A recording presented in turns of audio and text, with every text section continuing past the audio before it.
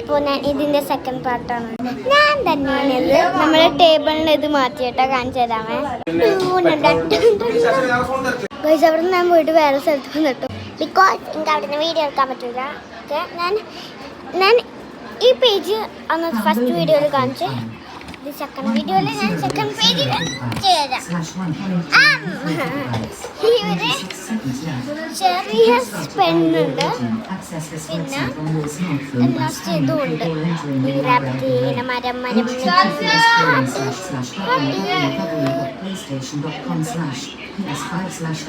എന്താണ് ക്യൂട്ട് ബ്ലഷി.